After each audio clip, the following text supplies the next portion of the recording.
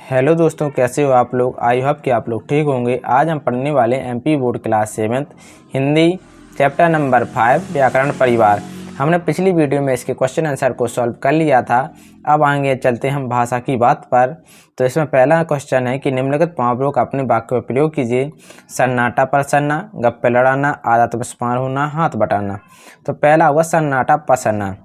वाक्य में प्रयोग देखेंगे तो हिंदुस्तान और पाकिस्तान के क्रिकेटरों के बीच मैच होने के कारण लोग घरों से नहीं निकले, अतः सड़कों पर सन्नाटा पसरा रहा। दूसरा है गप्पे लड़ाना। तो पुस्तकालय में बैठी छात्र छात्राएं आपस में गप्पे लड़ाते हैं। आदत में शुमार होना, बात बात में झूठ बोलना तुम्हारी आदत में शुमार है। हाथ बटाना, इसका हम वाक्य में प्रयोग करेंगे कि घर के सदस्य घरेलू कामकाज में हाथ बटाते ही हैं। अब आते हैं क्वेश्चन नंबर 2। निम्नलिखित शब्दों के विलोम शब्द उनके नीचे लिखे शब्दों से चुनकर लिखिए। सुत का विलोम शब्द क्या हो जाएगा? तो सुत का सुता। मित्र का शत्रु। प्रशंसा निंदा। हर्ष का विलोम शब्द क्या हो जाएगा? हर्ष विषाद। नीरस यानी जिसमें रस ना हो तो, और नीरस का विलोम शब्द का सरस। सत्य का असत्य। आशा का निराशा। अब आते हैं, हम आगे चलते हैं।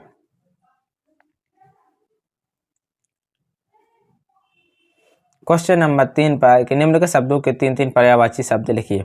घर का पर्यायवाची होगा गृह, सदन, भवन। पुत्र बेटा, सुत तनय।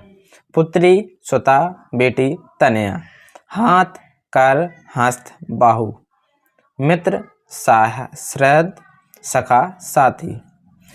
अब आते हैं क्वेश्चन नंबर 4 पर कि निम्नलिखित कथन किसके हैं, उनके विषय में एक एक वाक्य लिखिए। मैं सर्वनाम की बड़ी बहन हूँ। इसका उत्तर होगा कि सर्वनाम की बड़ी बहन विशेषण है। यह कथन विशेषण का है। विशेषण का काम है किसी संज्ञा अथवा सर्वनाम की विशेषता, उसके गुण को बताना। दूसरा है कि मैं अपनी माँ को बहुत चाहती हूँ। यह कथन है क्रिया विशेषण का, जो क्रिया देवी की दूसरी पुत्री है। क्रिया विशेषण क्रिया की विशेषता बताती है। यह विशेषण और स्वयं अपनी विशेषता बतलाती है। तीसरा है बच्चा हमारे घर जन्मे, उसका नामकरण पड़ोसी करे। तो यह वाक्य संज्ञानंद का है। इसके विषय में संज्ञानंद का कहना है कि हिंदुस्तान शब्द संस्कृत का नहीं है, यह फारसी का है। फारसी वाले सिंधु को हिंदू बोलते थे, इसलिए इस देश की भाषा को हिंदी कहकर पहचान दी गई। अब है क्वेश्चन नंबर 4। मैं अपने परिवार में सबसे बड़ा हूँ। घर का सारा काम मुझे ही करना पड़ता है। उपयुक्त कथन सर्वनाम का है। सर्वनाम का प्रयोग संज्ञा के बदले करते हैं। अब आते हैं हम क्वेश्चन नंबर 5 पर। वह क्रिया जिसका कोई कर्म ना हो। तो वह क्रिया जिसका कोई कर्म ना हो अकर्म। वह क्रिया जिसके साथ कर्म होता है साकर्म। वे शब्द जिनके रूप लिंग वचन कारक के अनुसार बदल जाते हैं विकारी शब्द कहलाते हैं। वे शब्द जिनके रूप सदैव एक जैसे रहते हैं विकारी शब्द। वे शब्द जिनके रूप सदैव एक जैसे होते हैं अब अभिकारी शब्द कहलाते हैं। कार्य की समाप्ति का बोध कराने वाला काल भूतकाल कहलाता है।